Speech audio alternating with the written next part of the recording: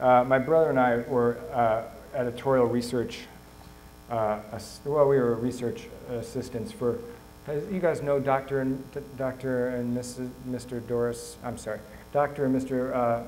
Doris Hagison-Way, world famous scientists. You probably know these guys. They've been collecting data on everything for about 40 years and sharing it with no one.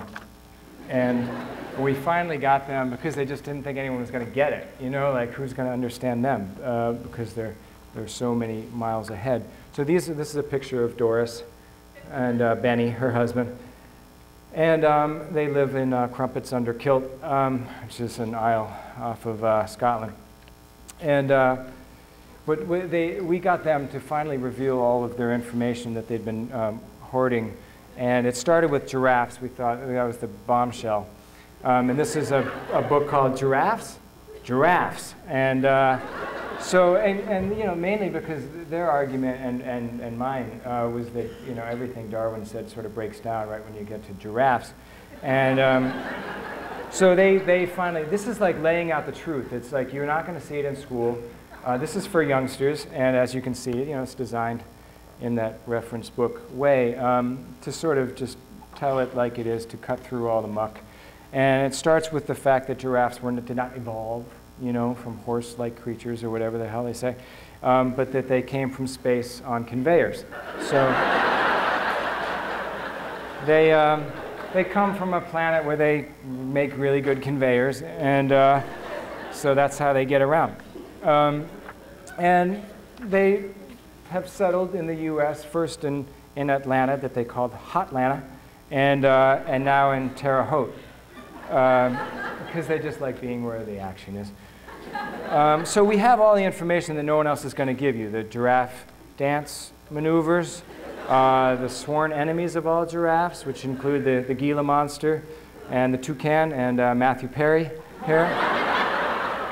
You have some of the best-looking giraffes. Why don't we read about this, you know? So here's Marcus, you know, and it's Carl, you know. We're just laying it out there, you know. It's Giacomo there. Gunther, you know. It's just, and then we answer some of the tough questions that no one wants to touch because they're taboo, you know. Like, do giraffes still control everything we see in mirrors, you know? And it's just, it's not that complicated, but you got to get to it, you know? You got to take it on. So there's all that, and then in the back there's a bunch of field cards for those of you, you know, that want to work in the field looking for giraffes and studying them.